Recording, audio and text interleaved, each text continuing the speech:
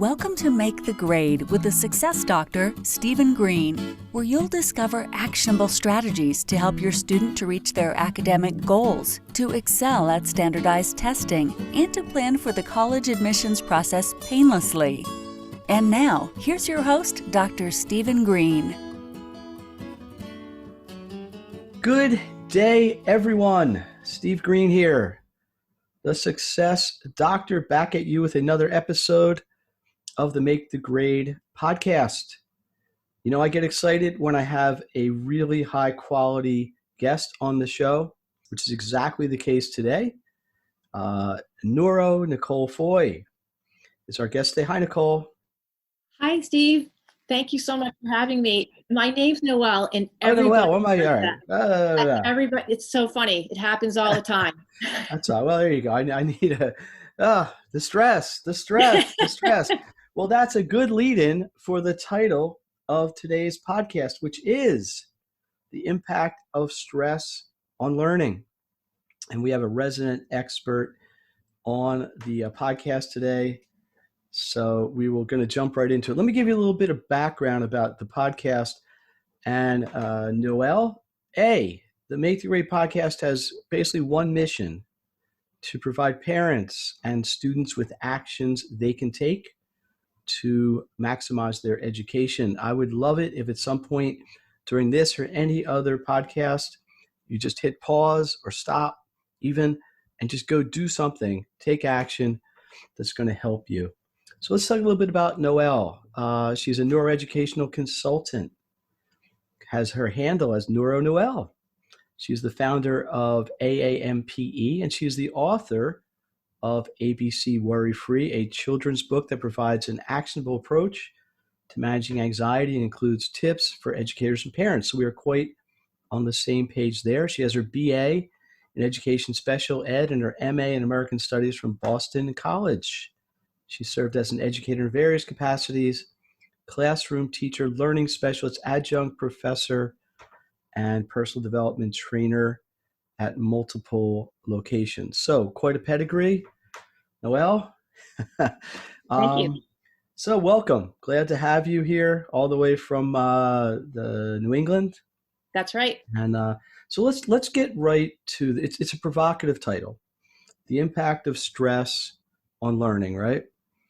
And I don't think most people would argue that it's difficult to learn in a stressful environment, but we're really talking more about the individual, right?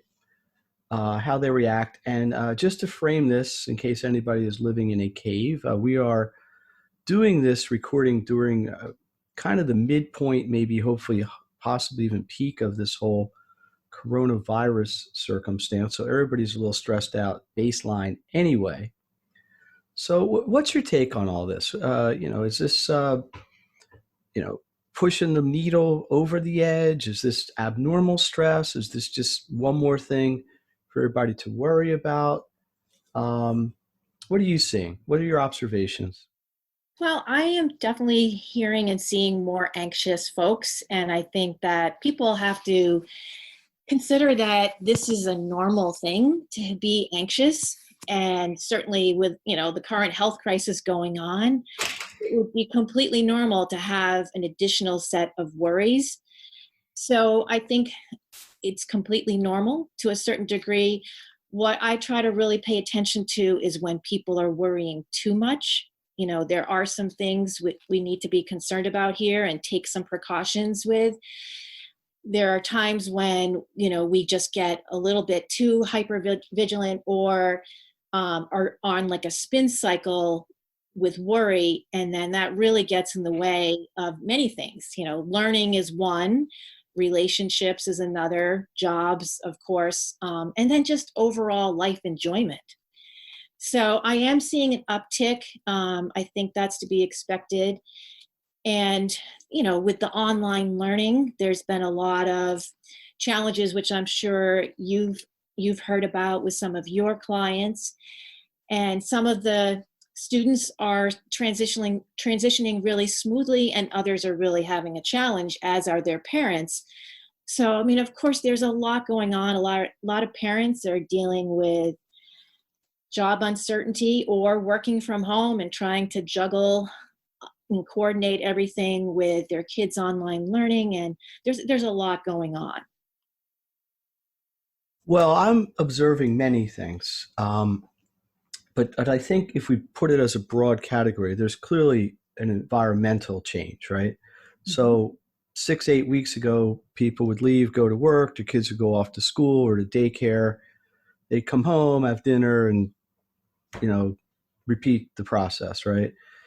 So the fact that many people are at home, in a sense, having to become teachers and employees or business owners. So the environmental piece is a huge change. The other obvious, well, maybe not obvious, but to me, the very obvious other change is the method of delivery of the education.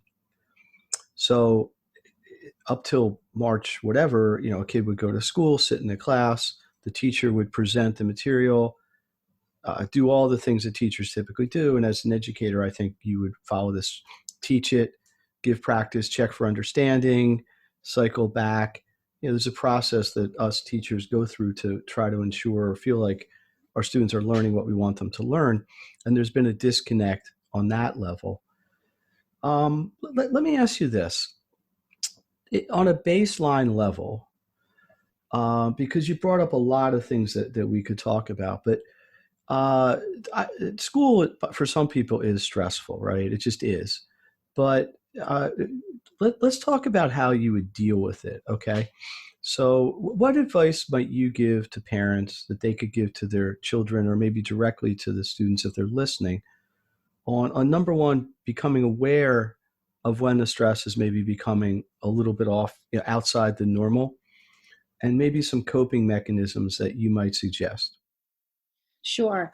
So you just brought up a good point there. So there's a little bit of stress involved in learning, right? So we have to have a little bit of stress Yeah. just to get up out of bed and to get to work, or If to that easy, we'd continue. all be geniuses, right? That's right. So we have to have a little, but we don't want to have too much.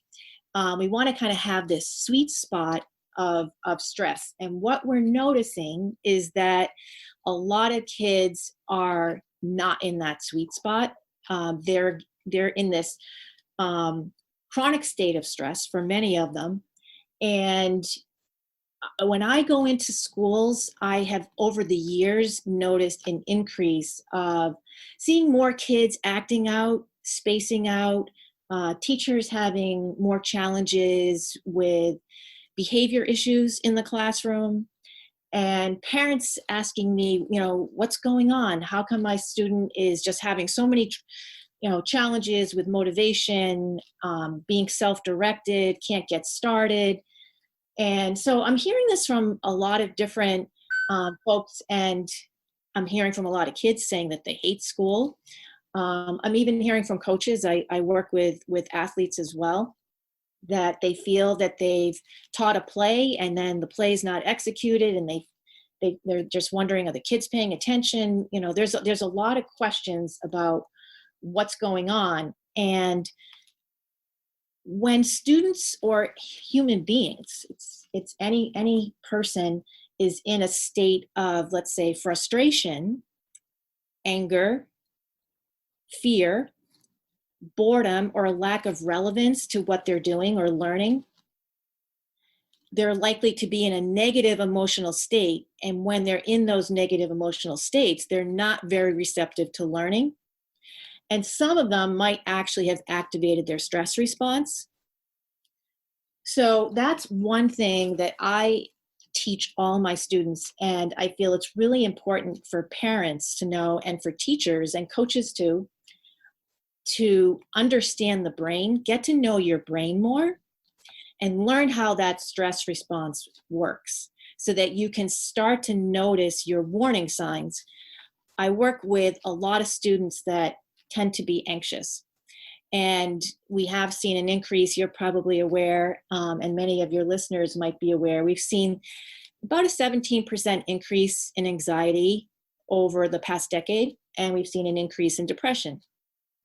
So that's going to get in the way of learning.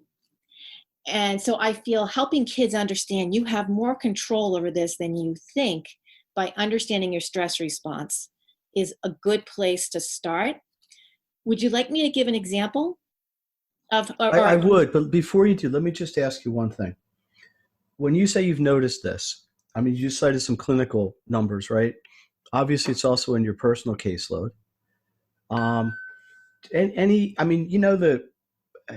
I don't want to digress because this is really where I want to go with it, but there's a laundry list of reasons I always have people say about that. My kid can't learn because they spend too much time on video games. They're all violent. Blah, blah, blah. I'm not saying that's not true. I just, there's this like laundry list of these global, large, sort of macro contributors to all these issues.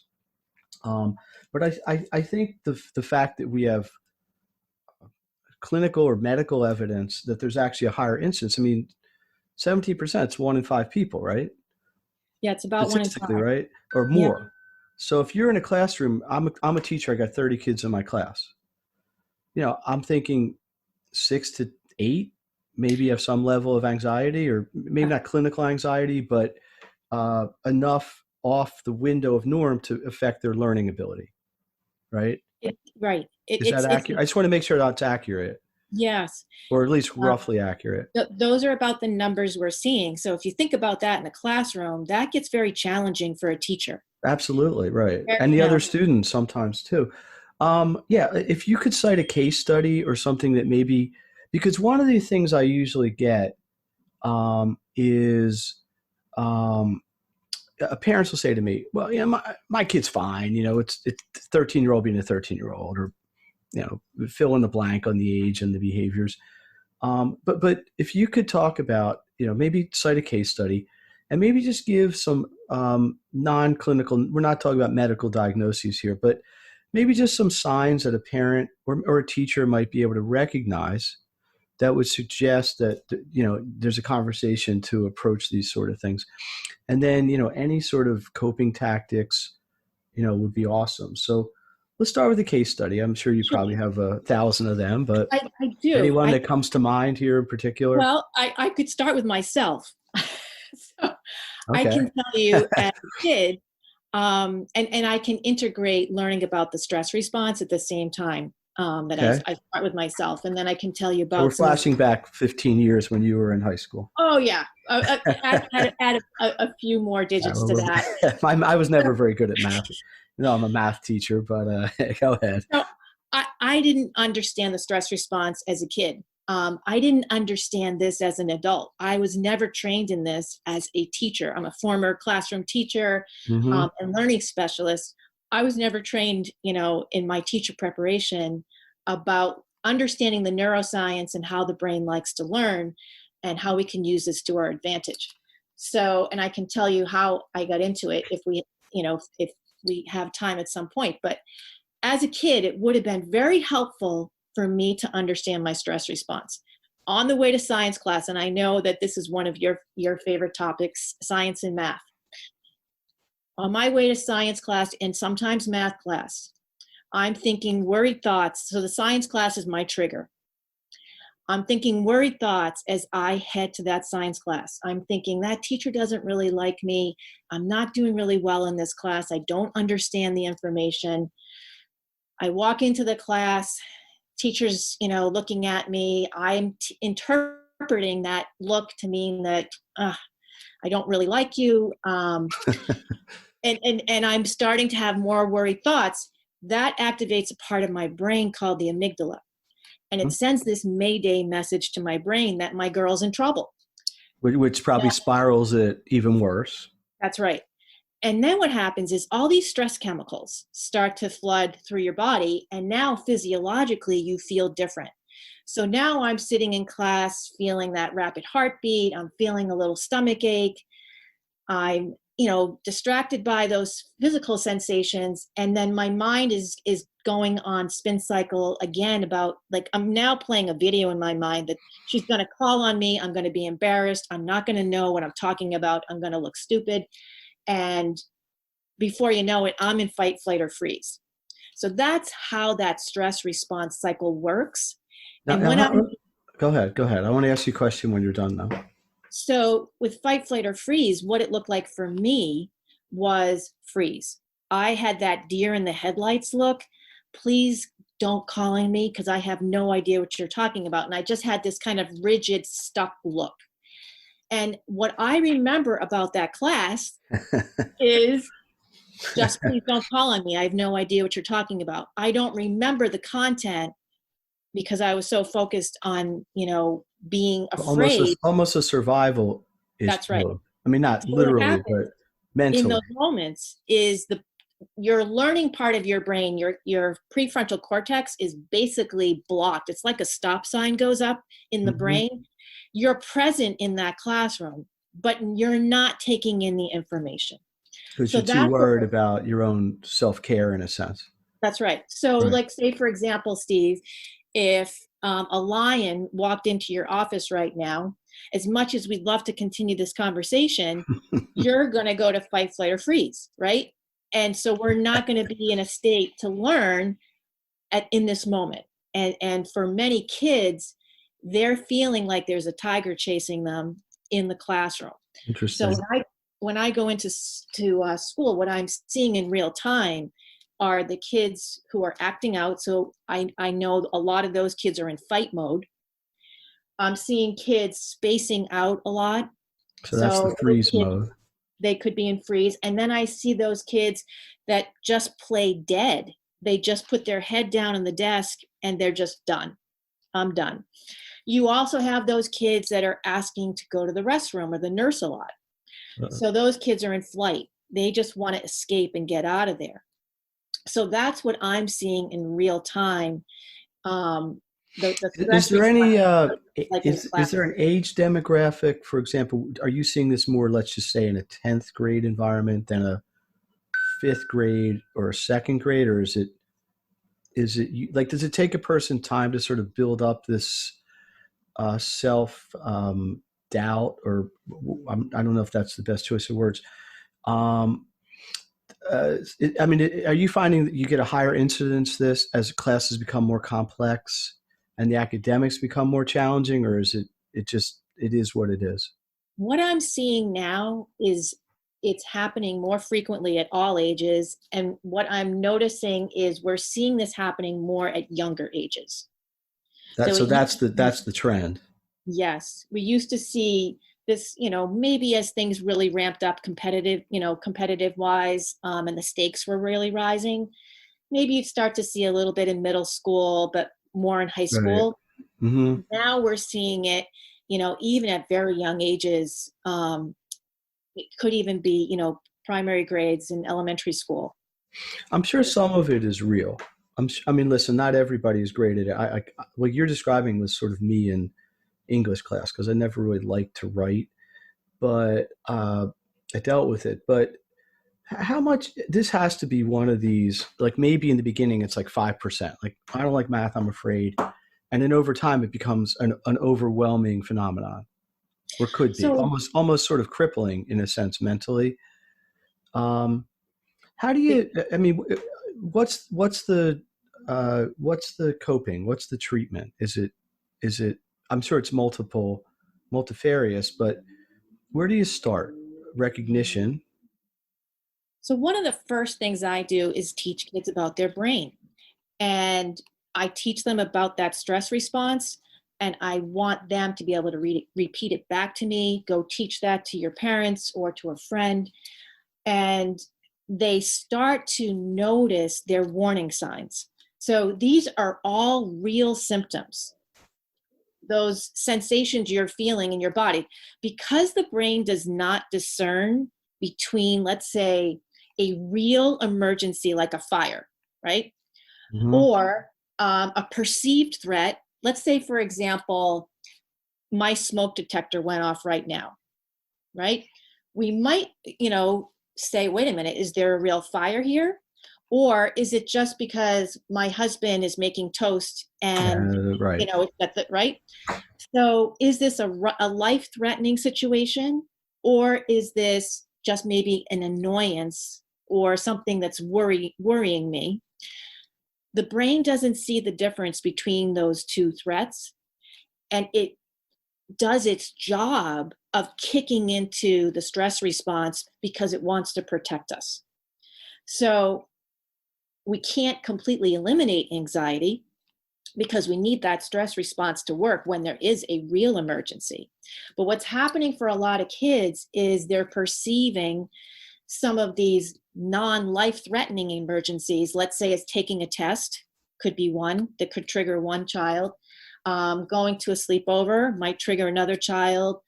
So whatever that child's trigger is, it can activate that stress response. So these are real symptoms in real time, and helping the kids notice their warning signs. Their worried thoughts is their first warning sign.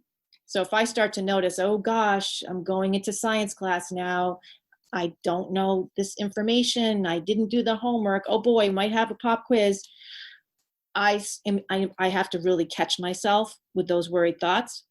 Mm-hmm. And then I have to also really pay attention to how my body feels. So those are two things parents can help their kids with, and students can start to notice how their body feels when they're stressed. And then you can interrupt that stress cycle if you let your brain know, okay, I am stressed right now, I'm feeling uncomfortable, and I can deal with this. This is, I'm not loving this science class. I can do something about this. I can start taking notes, or I can get help after school, or this might take more time than I thought. Or maybe just communicate with the teacher that you're having these anxieties. Yes. So there's a lot I try to teach kids that they can do, but learning about their brain, the stress response, and I do teach kids a lot about neuroplasticity, which is we know it's a process that your brain can change continuously throughout life based on how you use it. So based on, let's say, your practice, the amount of effort you put into something, how well you implement feedback or make corrections to mistakes. So all of that will help change your brain for the better. I also teach them there's lots of ways you can train your brain for the worse too. So I teach them about neuroplasticity. Go up or down. And I teach them a lot about giving them hope that change is possible. Some of them at first don't believe change is possible, and some of them have heard some messaging from some folks in their lives that sent them the message change wasn't possible for them too. So helping them understand that we can flip that is really a big part of it. So changing their mindset is part of the work that I do as well. Interesting. Steve Green here with the Make the Grade podcast. My guest, Noel Foy, aka Neuro Noel. Some fascinating insights, I think. We're going to keep going with it a little bit. Let me ask you this. Let's just go back to your analogy. A man-eating tiger comes into my office. That's a temporary situation, right? Either it's going to eat me or it's going to run away. I'm going to somehow avoid it or stab it with a pencil or whatever I can do, right? But a kid having to go to school 180 days a year is not something they can necessarily opt out of, right? So I think what's exacerbating this maybe is the idea that every day you've got a renewal of the stimulus, right? So to use your situation, you have a trigger to go to science class, but every day at third period or whatever, you've got to go to science class. So as second period's ending, you're already starting to build that up, and you're starting to think of excuses or whatever. And maybe later in the day you're okay with it, but the next day you have to cope with it again. It's like a Groundhog Day thing, right?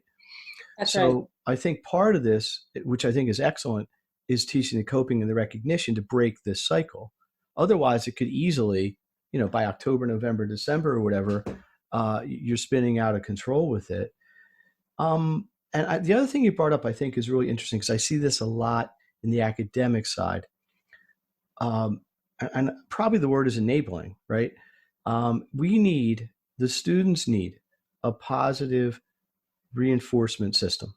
One of the things I really try to do with students, especially ones that are at risk and struggling, is make sure the parents, whoever else is on the team, a psychologist, sometimes teachers, whatever, are all on the same page. And they've got to buy in to what I'm trying to, a plan I'm setting up for the child. Otherwise, I work with them an hour or two. They go home and they they regress right back, or even worse, to where they were, because you're never going to get anywhere. I mean, it's awful what I hear sometimes. Kids tell me that the messages they're getting from people that they would like to trust and want to please, right? Young kids, that's half what they don't do. They just want to make their parents happy. Um, is that doable with this whole situation? I mean, I can see clearly how you could educate the kids, and I think they would find the neurophysiology at the level you're going to teach it to be interesting, because we all have a brain, hopefully a functional one. But they go home, and an 11-year-old, whatever, 15-year-old goes home, and they start telling their parents, "Well, I learned about the hippocampus and the frontal lobe, and what do you know about the brain?" Is that's probably, at least in my view, maybe even more important, because if we only have the kids an hour or two at a time, right? They're at home 6, 8, 10 hours a day, longer now in our new normal. So that reinforcement piece, that new structure, that support system, I think, at least personally, is really important. And let me ask you this: is it likely, at least in your viewpoint, that a person who has these anxieties in an academic, in a school setting, is going to have them in other places as well, like driving, I don't know, just personal interactions with people? Or does it tend to be really micro-focused on single triggers? So if you have an anxiety disorder, anxiety likes to jump. You will tend to have it in one domain and maybe not in another. Let's say I had it in science class, but then socially I didn't have it, right? Or it could be vice versa. But some, for a certain amount of anxious kids, they might start off, let's say, not wanting to go on the bus, right? And then maybe they get over that hurdle, but then it goes to, now I don't want to go to school. And then they get over that hurdle, then it jumps to, I don't want to go to a sleepover. So it can jump from situation to situation.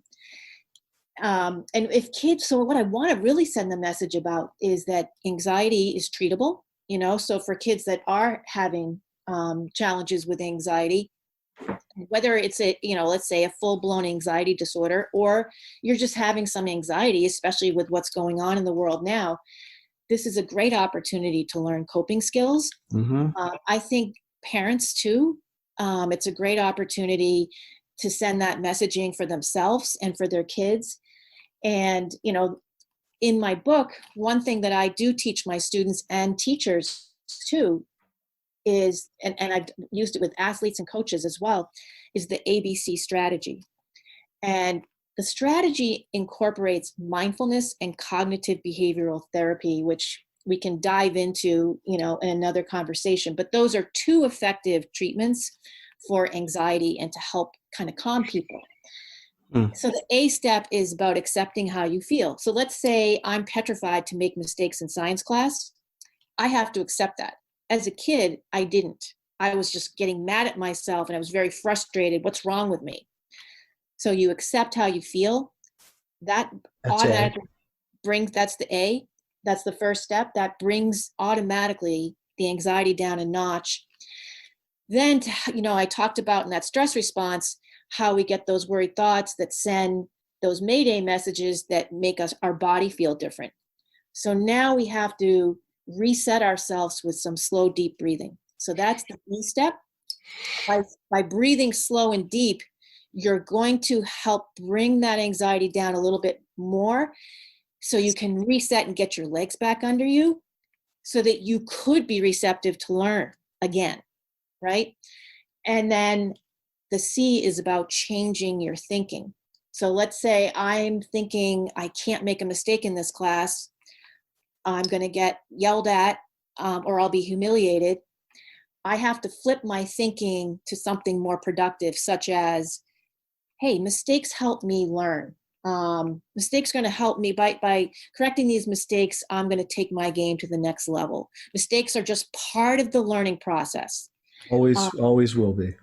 Right? So just flipping my thinking about that relieves some of those worried thoughts. And I have that mindset now that I'm going into the classroom versus, oh my gosh, I can't make a mistake, so I'm going to be humiliated. And I help kids get more comfortable with discomfort. So to do, what I just described, I'd have to be able to go back into that classroom the next day. As you said earlier, these kids have to go back to school the next day, right? I have to be ready to step in to be a little uncomfortable. I have to expect worry's going to show up that next day, but now I have 3 steps in my mind that are going to help me push through that worry. And if I get the wrong answer, I'm willing to take that chance today. It's You know, right. So it's a mindset shift. It's a new it's a paradigm. mindset shift. But That's you're right. teaching what seems to be a very, very simple, I'm not saying easy, but a simple way to do it, right? Let's accept we have an issue. Let's reset physiologically. And breathing, Breathing. everybody has to do anyway. And then you just say, look, I'm going to make a mistake. It's okay. Um, let's do this because we're going to wrap this up in a second. And there's 400 other things we could definitely talk about. You mentioned your book, a published author, quite an honor.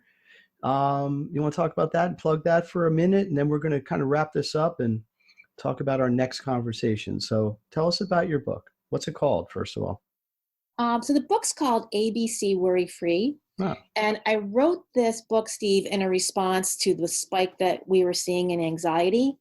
And I just felt that more parents and educators and students needed some resources to help them have some practical application. So hopefully with a story that's kind of fun and engaging and relatable, but also a teachable book that you could walk away with a practical application. And the back page actually has some tips for educators and parents too. So the book has been my way of trying to do something about this spike. And I've made some videos that accompany the book as well that okay. are on YouTube that I think kids are enjoying and have even been inserted into some online learning classes as well. And I do teach that strategy, ABC strategy, online too. There's a video at Neuro Noel YouTube Okay. where I dig down into that ABC strategy. It is something that takes a little practice. For some kids, Steve, we know emotions impact learning. Negative emotions can certainly work against us with learning. Many of them have built up years of thinking about themselves as not being, smart or not being successful in school. And it takes a little bit of practice for them, So shifts. you have a YouTube channel that would just search, what would you search on YouTube? For the ABC strategy, you would search Neuro Noel. That's Neuro Noel, Okay. Noel.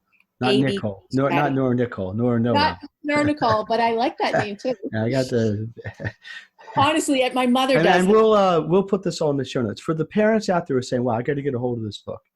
Website, how do you get it in somebody's hands? Oh, well, you can always get it on Amazon. The book Okay. was published by the National Center for Youth Issues, so you can Okay. always get it there. Um, So Amazon would be the most accessible, yeah, yeah, accessible. for ABC, sure.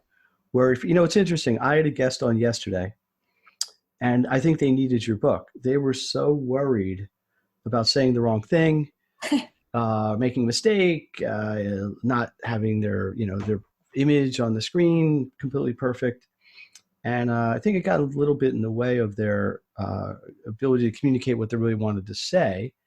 And they relaxed, as time went on. But my point, I think, is that you wrote this for children, but it's really a book for anyone. I mean, Absolutely. people who work, it doesn't matter what you are. Every job has stress, and every job is going to have triggers. Everybody gets nervous about something. And having a coping mechanism, even if it's very, very simple, is a super important life tool. And it's not Absolutely. like you got to spend 7 years learning at least the surface level of what you're suggesting here.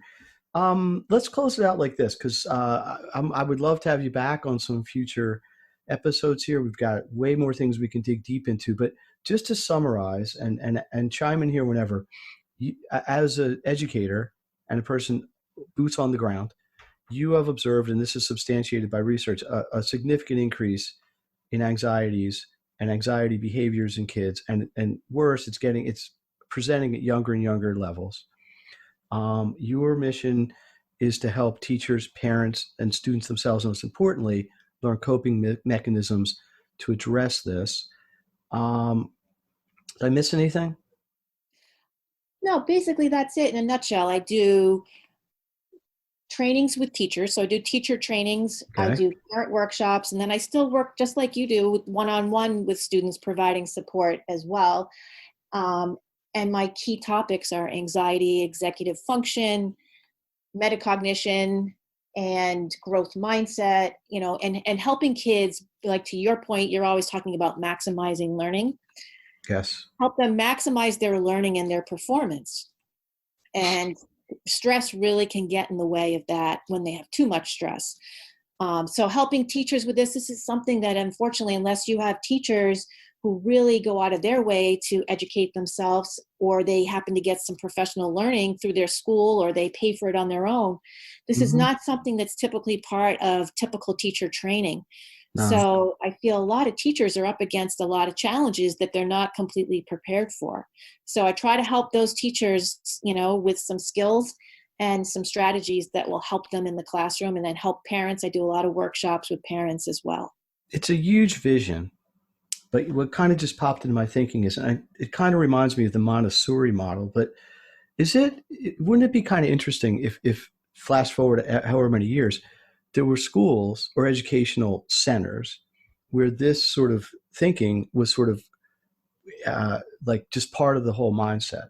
And just to be clear, I am not in any way, shape, or form disparaging teachers, because this, we have our hands full in the classroom just managing X number of kids for 42 minutes to create a meaningful lesson. And we can't be all things to every kid in the room at once. I understand that. And you're right. I went through, between college, grad school, 9 years of training to be a teacher, and this just isn't taught. It's not part of the curriculum. So there's no blame. The teachers aren't necessarily have a background, make it in services or whatever. But it's kind of an interesting idea, as you create a whole model of a school, and there are obviously schools for kids with special needs, et cetera, where there's a sensitivity to this, and it's a learned thing. So if the kid, I would assume the younger a kid learns these coping mechanisms, the earlier that they can eradicate the reactions, which prevents them becoming bigger, and more deeply ingrained, and therefore I would suspect harder to correct and change later. That's So right. I think early Yeah, intervention would be important. the earlier the kids start learning some coping skills, the better. And there's a lot of, studies to support that kids who learn these earlier, even if they have anxious parents, tend to do better, and some of them don't even present with anxiety themselves, because the parents are coached too. And I'd love Right. to have another conversation sometime about accommodations. You had brought that up. We didn't We'll have time. schedule that. That would be a good conversation. And to your point about teachers, I'm a former teacher. They work so hard, and they Mhm. they really, Yep. I think, are being asked to manage a lot of situations that they're not entirely prepared to handle. You probably And shouldn't have to, I think it's frankly. very frustrating for them. So I'm there to support them. Steve Green here, my guest, Noel Foy. I don't know how I got that in my head. I gotta do something here, because I'll tell you why later. I had a We friend. can work on an No, there was somebody I associate. went to high school with, and that was her name, and that's why. Noel, wealth of information, but more importantly, really practical, hands-on stuff, right? This is stuff, because the goal of this podcast and everything else I do is something people can now turn this off, move on, and put this into action. Accept, breathe, change, right? It's just that simple, right? Got it. Love it. Love to have you back on. We'll talk about that. I'll give you the last word here. Anything you want to say to the 14,723,000 listeners here? Well, I'd love to just, support parents and teachers and students. And I know they're all working really hard. And I would start by really getting to know your amazing brain, and learn about neuroplasticity. And there's a lot that kids can do, and that parents can do, just with their communication tips and with strategies that can really empower folks. So I want to give them a message of hope. There's a lot of things they can do, and there's a lot of misunderstandings that still persist about anxiety and stress. So hopefully we can have a conversation about that another time too. But Excellent. I want to send a message of hope and empowerment. Love it. Can't have too much positivity in the world now or anytime, in my opinion. So let's wrap it up. Steve Green, the Make the Grade podcast, hoping you will take action, put what we've heard here today and in all the other episodes in place. If you have any questions, comments, love to hear your feedback. Please subscribe. Please share this podcast if you found it helpful, because I believe Noel's message is excellent, but I believe the more parents, the more students, more children that get this type of information on this podcast and all of them, really the better it is for everyone. It's just, I really firmly believe that as my mission professionally and in my life. So get with you next time. Thank you. See you on social media at Make the Grade, on Facebook, all that stuff. If you want to communicate with me directly, SGREENE at makethegrade.net. Nicole, what's your email? You want to give that out? You can reach me at Noel, Noel, at AMMPE.com. Okay, we got it there. Thank you for your mission, Steve. Thank you for having me on your Absolutely, really enjoyed it, and we will do this again soon. See everybody next time. Have a great week. So long. You've been listening to Make the Grade with the Success Doctor, Stephen Green. If you enjoyed this episode, be sure to subscribe.